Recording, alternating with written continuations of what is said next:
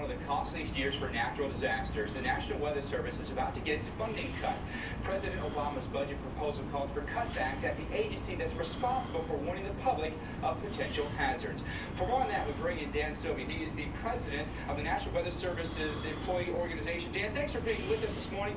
What exactly will the impacts of these cuts have, do you think, on the Weather Service? Well, good morning, Mike, and thank you for having me. The cuts will be widespread. Everything from slowing down of the forecast of improvements of hurricane intensities to the removal of our profiler network, which measures wind speeds up to 60,000 feet across the Midwest, which is going to have just a tremendous impact on our ability to issue tornado watches and warnings. Which is, after the historical tornado season, it's amazing that they'll be cutting that. And then of course, what I think is the biggest priority is the cut of our weather people, of our IT support, who are also mostly meteorologists, inside of each weather forecast office in the country.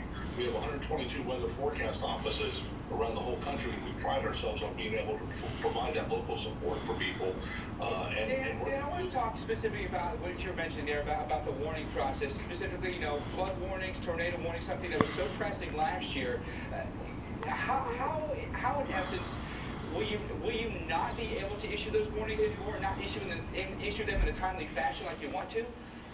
Well, the weather forecast offices are very short-staffed to begin with. These people jump in and help out, filling in shifts, jump on the radar, issue warnings. I'm sure the warnings will go out, but these are also the most technically oriented person in the office. They're the ones that make sure that the scrolls across the bottom of the screens are working correctly, that we have the formatting correctly, that prior to a warning event, that the systems are working correctly. They also take care of the security so people aren't hacking into the computers.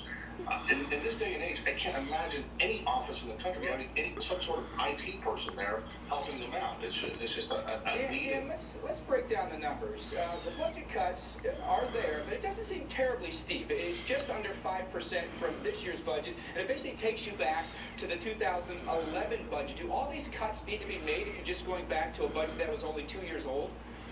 Well, that is what the president proposed, and let me just throw out that NOAA seems to have money at $91 million for salmon. Just that one species of fish, salmon, $91 million.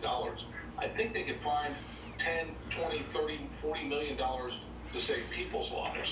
And then, of course, there's the polar orbiting satellites. If they could put a decent scatterometer and some good sounding technology on those satellites, why do you even need polar orbiting satellites? You've got billions of dollars that they could cut and put towards perhaps keeping our weather offices functioning correctly. Well, we'll see if maybe there's some shifting of money that can be done. We'll see.